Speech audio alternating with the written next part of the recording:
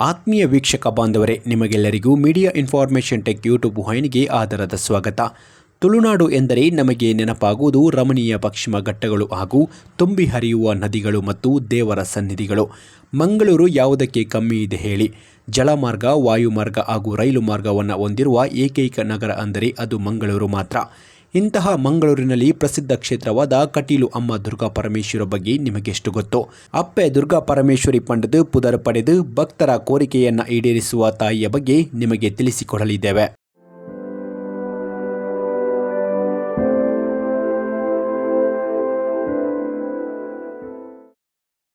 ಕಟೀಲು ದಕ್ಷಿಣ ಕನ್ನಡ ಜಿಲ್ಲೆಯ ಮಂಗಳೂರು ನಗರದಿಂದ 29 ಕಿಲೋಮೀಟರ್ ದೂರದಲ್ಲಿರುವ ಒಂದು ದೇವಾಲಯ ಪಟ್ಟಣವಾಗಿದೆ. ಈ ಪವಿತ್ರ ಸ್ಥಳವು ವಿವಾಹಗಮ ದೃಶ್ಯಗಳು ಮತ್ತು ಆಕರ್ಷಕ ಹಸಿರುಗಳಿಂದ ಆವೃತವಾಗಿದೆ. ದುರ್ಗಾದೇವಿಯು ಶುಭಂ ಮತ್ತು ನಿಶುಂಭರನ್ನು ಕೊಂದಾಗ ಮಂತ್ರಿಗಳಲ್ಲಿ ಒಬ್ಬನಾದ ಅರುಣಾಸುರನು ಯುದ್ಧ ಭೂಮಿಯಿಂದ ಓಡಿ ಹೋಗಿ ಅವನ ಜೀವ ಉಳಿಸಿಕೊಂಡನು. ನಂತರ ಅವನು ರಾಕ್ಷಸರ ನಾಯಕನಾದನು. ಅವನು ಋಷಿಗಳಿಗೆ ತೊಂದರೆ ಕೊಡಲು ಮತ್ತು ಅವರ ಯಜ್ಞಗಳನ್ನು ನಾಶ ಮಾಡಲು ಪ್ರಾರಂಭಿಸಿದನು. ಪರಿಣಾಮವಾಗಿ ದೇವತೆಗಳು ಮಳೆಯನ್ನು ನಿಲ್ಲಿಸಿದರು. ಇದರ ಪರಿಣಾಮವಾಗಿ ಭೂಮಿಯ ಮೇಲೆ ನೀರು ಮತ್ತು ಆಹಾರ ಧಾನ್ಯಗಳು ಸಂಪೂರ್ಣ ಬರ ಮತ್ತು ಕೊರತೆ ಉಂಟಾಯಿತು. ಜನರ ದಯನೀಯ ಪರಿಸ್ಥಿತಿಗಳನ್ನು ಪ್ರೇರಿತರಾದ ಮಹರ್ಷಿ ಜಾಂಬಾಲಿ ದೇವತೆಗಳನ್ನು ಸಮಾಧಾನಪಡಿಸಲು ಯಜ್ಞವನ್ನು ಮಾಡಲು ನಿರ್ಧರಿಸಿದರು. ಮಹರ್ಷಿ ಜಾಂಬಾಲಿಯು ದೇವೇಂದ್ರನ ಮೊರೆ ಹೊಕ್ಕು ಆ ಆಚರಣೆಗೆ ತನ್ನೊಂದಿಗೆ ಕಾಮಧೇನುವನ್ನು ಕಳಿಸಿಕೊಳ್ಳುವಂತೆ ಕೇಳಿಕೊಂಡನು. ಕಾಮಧೇನುವು ವರುಣ ಲೋಕಕ್ಕೆ ಹೋಗಿರುವುದರಿಂದ ದೇವೇಂದ್ರನು ತನ್ನ ಉದ್ದೇಶ ಯಜ್ಞದಲ್ಲಿ ಹೋಮಧೇನು ಆಗಿ ಸಹಾಯ ಮಾಡಲು ಕಾಮಧೇನುವಿನ ಮಗಳು ನಂದಿನಿಯನ್ನು ಕರೆದುಕೊಂಡು ಹೋಗಲು ಋಷಿಗೆ ಅನುಮತಿ ನೀಡಿದನು. ಜಾಂಬಾಲಿ ನಂದಿನಿಯ ಬಳಿ ಹೋಗಿ ತನ್ನ ವಿನಂತಿಯನ್ನು ಮಂಡಿಸಿದನು. ಇದಕ್ಕೆ ಉತ್ತರವಾಗಿ ನಂದಿನಿ ಭೂಮಿ ಮತ್ತು ಅಲ್ಲಿನ ಜನರನ್ನು ನಿಂದಿಸಿ ಅವನೊಂದಿಗೆ ಹೋಗಲು ನಿರಾಕರಿಸಿದಳು. ನಂದಿನಿ ತನ್ನ ನಿರಾಕರಣೆಯಲ್ಲಿ ದೃಢವಾಗಿದ್ದಾಳೆ ಎಂದು ಋಷಿ ಕಂಡುಕೊಂಡಾಗ ಅವನು ಅವಳನ್ನು ಭೂಮಿಯ ಮೇಲೆ ನದಿಯಾಗಿ ಹರಿಯುವಂತೆ ಶಪಿಸಿದನು. ನಂದಿನಿ ಜಾಬಾಲಿಯನ್ನ ಕರುಣೆಗಾಗಿ ಪ್ರಾರ್ಥಿಸುತ್ತಿದ್ದಂತೆ ದಯಾಳು ಋಷಿ ಶಾಪದಿಂದ ಮುಕ್ತಿ ಪಡೆಯಲು ಆದಿಶಕ್ತಿಯನ್ನು ಪ್ರಾರ್ಥಿಸಲು ಸಲಹೆ ನೀಡಿದನು. ಅದರಂತೆ ಅವಳು ಆದಿಶಕ್ತಿಯನ್ನು ಪ್ರಾರ್ಥಿಸಿದಳು. ಅವಳು ಆಳವಾದ ಜ್ಞಾನದಿಂದ ಸಂತೋಷಗೊಂಡ ದೇವಿಯು ನಂದಿನಿಯ ಮುಂದೆ ಕಾಣಿಸಿಕೊಂಡು ಪವಿತ್ರ ಋಷಿಯ ವಾಕ್ಯಗಳನ್ನು ಯಾರು ಅತಿಕ್ರಮಿಸಲು ಸಾಧ್ಯವಿಲ್ಲದ ಕಾರಣ ಶಾಪದ ಪರಿಣಾಮವಾಗಿ ನೀನು ನದಿಯಾಗಿ ಹರಿಯಬೇಕಾಗಿದೆ ಎಂದು ಹೇಳಿದಳು. ಆದರೆ ಅವಳು, ನಾನು ಸಕಾಲದಲ್ಲಿ ನಿನ್ನ ಮಗಳಾಗಿ ಜನಿಸುತ್ತೇನೆ ಮತ್ತು ಈ ಶಾಪದಿಂದ ನಿನ್ನನ್ನು ಶುದ್ಧಿಗೊಳಿಸುತ್ತೇನೆ ಎಂದು ಹೇಳಿದಳು. ಈ ಭರವಸೆಯಿಂದ ತೃಪ್ತಳಾದ ನಂದಿನಿ ಮಗ ಶುದ್ಧ ಪೂರ್ಣಿಮೆಯ ದಿನದಂದು ಕನಕಗಿರಿಯಿಂದ ನದಿಯಾಗಿ ಹೊರಹೊಮ್ಮಿ ಭೂಮಿಯನ್ನು ಮತ್ತೊಮ್ಮೆ ಹಸಿರಾಗಿಸಿದಳು. ಈ ಮಧ್ಯೆ ಅರುಣಾಸುರನು ಬ್ರಹ್ಮನಿಂದ ವರವನ್ನು ಪಡೆದಿದ್ದನು.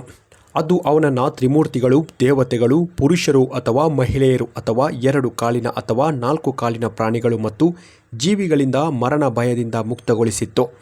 ಸರಸ್ವತಿ ದೇವಿಯು ಅವನಿಗೆ ಗಾಯತ್ರಿ ಮಂತ್ರವನ್ನು ಅನುಗ್ರಹಿಸಿದಳು. ಇವೆಲ್ಲವೂ ಅವನನ್ನು ಅತ್ಯಂತ ಶಕ್ತಿಶಾಲಿಯನ್ನಾಗಿ ಮಾಡಿತ್ತು. ಅವನು ದೇವತೆಗಳನ್ನು ಸೋಲಿಸಿ ಸ್ವರ್ಗವನ್ನು ಗೆದ್ದನು. ಭೀಕರ ಸೋಲಿನಿಂದ ಎದೆಗುಂದಿದ್ದ ದೇವತೆಗಳು ತ್ರಿಮೂರ್ತಿಗಳೊಂದಿಗೆ ರಕ್ಷಣೆಗಾಗಿ ಆದಿಶಕ್ತಿಯನ್ನು ಬೇಡಿಕೊಂಡರು. ಅರುಣಾಸುರನು ಗಾಯತ್ರಿ ಮಂತ್ರವನ್ನು ಪಠಿಸುವುದನ್ನು ತಡೆಯದೆ ಹೊರತು ತಾನು ಕೂಡ ಅವನನ್ನು ನಾಶ ಮಾಡಲು ಸಾಧ್ಯವಿಲ್ಲವೆಂದು ದೇವಿ ಹೇಳಿದಳು. ಅರುಣಾಸುರನನ್ನು ಗಾಯತ್ರಿ ಜ್ಞಾನದಿಂದ ಬೇರೆಡೆಗೆ ಸೆಳೆಯಲು ಬ್ರಹ್ಮಸ್ಪತಿಯನ್ನು ಕಳುಹಿಸಲು ಮತ್ತು ಅವನನ್ನು ಕೊಲ್ಲಲು ಸಾಧ್ಯವಾಗುವಂತೆ ಗಾಯತ್ರಿ ಪಠಣದಿಂದ ಮುಕ್ತಗೊಳಿಸಲು ಅವಳು ಸೂಚಿಸಿದಳು.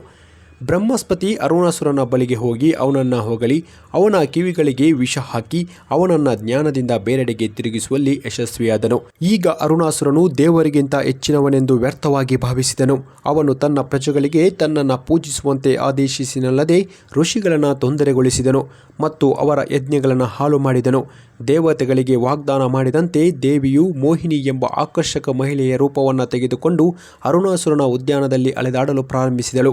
ಅರುಣಾಸುರನ ಮಂತ್ರಿಗಳಾದ ಚಂಡ ಮತ್ತು ಪ್ರಚಂಡರು ಅವಳನ್ನು ನೋಡಿ ಯಜಮಾನನಿಗೆ ಅವಳ ಸೌಂದರ್ಯದ ಬಗ್ಗೆ ತಿಳಿಸಿದನು. ಅರುಣಾಸುರನು ಅವಳನ್ನು ಮದುವೆಯಾಗಲು ನಿರ್ಧರಿಸಿದನು ಮತ್ತು ಅವಳನ್ನು ಸಮೀಪಿಸಿದನು.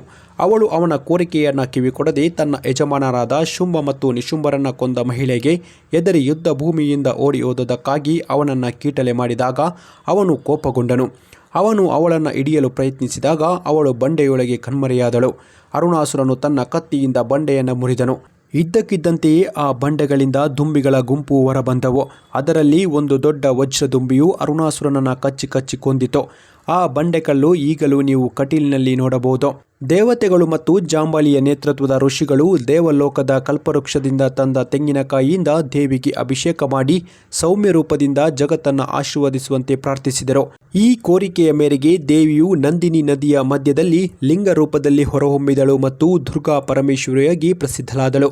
ಕಟಿ ಎಂದರೆ ಕೇಂದ್ರ, ನದಿ ಹುಟ್ಟಿದ ಸ್ಥಳ ಕನಕಗಿರಿ ಮತ್ತು ಅಂತ್ಯ ಪ್ರಮಾಂಜೆಯಲ್ಲಿ ನದಿ ಸಮುದ್ರವನ್ನು ಸೇರುತ್ತದೆ ಮತ್ತು ಲಾ ಎಂದರೆ ಪ್ರದೇಶ. ಅದರಿಂದ ಆ ಸ್ಥಳವನ್ನು ಕಟಿ ಪ್ಲಸ್ ಲಾ ಕಟೀಲು ಎಂದು ಕರೆಯಲಾಗುತ್ತದೆ. ಹೀಗೆ ಕಟೀಲಿನಲ್ಲಿ ನೆಲೆ ನಿಂತ ಶ್ರೀ ದುರ್ಗಾ ಪರಮೇಶ್ವರಿ ಭಕ್ತರ ಪೂಜೆಯನ್ನು ಆಲಿಸಿ ಭಕ್ತರಿಗೆ ವರವನ್ನು ಕರುಣಿಸುತ್ತಾಳೆ. ಇಲ್ಲಿನ ವಾರ್ಷಿಕ ಹಾಗೂ ಪೂಜಾ ವಿಧಿವಿಧಾನಗಳ ಪೂರ್ಣ ಮಾಹಿತಿಯನ್ನು ಸಾಧ್ಯವಾದರೆ ಇನ್ನೊಂದು ವಿಡಿಯೋದಲ್ಲಿ ವಿವರಿಸುವ ಪ್ರಯತ್ನವನ್ನು ಮಾಡುತ್ತೇನೆ. ಶ್ರೀ ದುರ್ಗಾ ಪರಮೇಶ್ವರಿಯು ಯಕ್ಷಗಾನ ಪ್ರಿಯೆ ಎಂದು ಹೇಳಲಾಗುತ್ತದೆ. ಇದಕ್ಕಾಗಿ ಇಲ್ಲಿ ಶ್ರೀ ಕಟೀಲು ಯಕ್ಷಗಾನ ಮೇಳವು ಪ್ರಸಿದ್ಧ ಯಕ್ಷಗಾನ ತಂಡವಾಗಿದೆ. ಯಕ್ಷಗಾನ ತಂಡ ಕಟೀಲು ಶ್ರೀ ದುರ್ಗಾ ಪರಮೇಶ್ವರಿ ಯಕ್ಷಗಾನ ದಶಾವತಾರ ಮಂಡಳಿ ಕಟೀಲು ಮೇಳ ಎಂದು ಜನಪ್ರಿಯವಾಗಿದೆ. ಇದು ಪ್ರಮುಖ ಹರಕೆ ಸೇವೆ ತಂಡವಾಗಿದೆ. ವೃತವನ್ನು ತೆಗೆದುಕೊಂಡು ಭಕ್ತರ ಕೋರಿಕೆಯ ಮೇರೆಗೆ ಯಕ್ಷಗಾನ ಪ್ರದರ್ಶನವನ್ನು ಅಪೇಕ್ಷಣೀಯ ಈಡೇರಿಕೆಗಾಗಿ ಅಥವಾ ಸೇವೆಗಾಗಿ ಏರ್ಪಡಿಸುತ್ತಾರೆ. ಹಾಗಾದರೆ ನೀವು ಕಟೀಲು ಕ್ಷೇತ್ರಕ್ಕೆ ಭೇಟಿ ನೀಡುವುದು ಹೇಗೆ? ಮಂಗಳೂರು ನಗರದಿಂದ ಕೇವಲ 16 ಕಿಲೋಮೀಟರ್ ದೂರದಲ್ಲಿರುವ ಬಜ್ಪೆ ವಿಮಾನ ನಿಲ್ದಾಣ ಜಿಲ್ಲೆಯ ಇತರ ಪ್ರಮುಖ ನಗರಗಳು ಮತ್ತು ಇತರ ದೇಶಗಳೊಂದಿಗೆ ಸಂಪರ್ಕಿಸಬಲ್ಲದು. ಪ್ರಮುಖ ವಾಯುಯಾನ ಸೇವೆಗಳು ಇಲ್ಲಿ ಹಾರಾಟ ನಡೆಸುತ್ತವೆ. ಮಂಗಳೂರಿಗೆ ಮತ್ತು ಅಲ್ಲಿಂದ ಸರಕುಗಳನ್ನು ಸಾಗಿಸಲು ಇಲ್ಲಿನ ಜನರಿಗೆ ಸಹಾಯ ಮಾಡುತ್ತಿರುವ ಹೊಸ ಮಂಗಳೂರು ಬಂದರ್ ಟ್ರಸ್ಟ್ ಇದೆ. ಮುಂಬೈನಿಂದ ಕೊಂಕಣ ರೈಲುಗಳು, ಕೇರಳ ಮಂಗಳೂರು ರೈಲುಗಳು ಮತ್ತು ಬೆಂಗಳೂರು ಹಾಸನ ಮಂಗಳೂರು ರೈಲುಗಳು ಇಲ್ಲಿನ ಪ್ರಮುಖ ರೈಲು ಸೇವೆಗಳಾಗಿವೆ.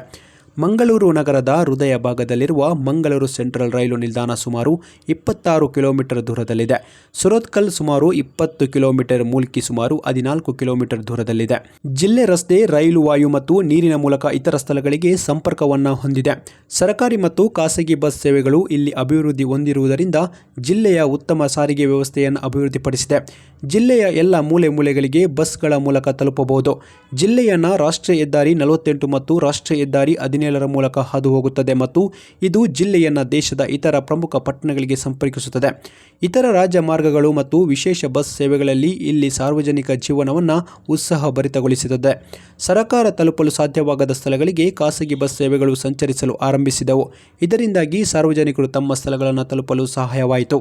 ಇದಾಗಿತ್ತು ಗೆಳೆಯರೇ, ಶ್ರೀ ದುರ್ಗಾ ಪರಮೇಶ್ವರಿಯು ಶ್ರೀ ಕ್ಷೇತ್ರ ಕಟೀಲಿನಲ್ಲಿ ನಂದಿನಿ ನದಿಯ ತಟದಲ್ಲಿ ನೆಲೆ ನಿಂತ ಕಥಾಮೃತ. ನನ್ನ ಎಲ್ಲ ವೀಕ್ಷಕ ಮಿತ್ರರಿಗೆ ಶ್ರೀ ದುರ್ಗಾ ಪರಮೇಶ್ವರಿಯು ಆಶೀರ್ವಾದವನ್ನು ಕರುಣಿಸಲಿ ಎನ್ನುತ್ತಾ ಈ ಸಂಚಿಕೆಯನ್ನು ಇಲ್ಲಿಗೆ ಮುಗಿಸುತ್ತೇನೆ. ಇನ್ನೊಂದು ಹೊಸ ಅಧ್ಯಾಯದೊಂದಿಗೆ ನಿಮ್ಮ ಜೊತೆಯಾಗುತ್ತೇನೆ. ಅಲ್ಲಿಯವರೆಗೂ ನಿಮಗೆಲ್ಲರಿಗೂ ಶುಭವಾಗಲಿ. ಜೈ ಹಿಂದ್, ಜೈ ಭಾರತ್ ಮಾತೆ.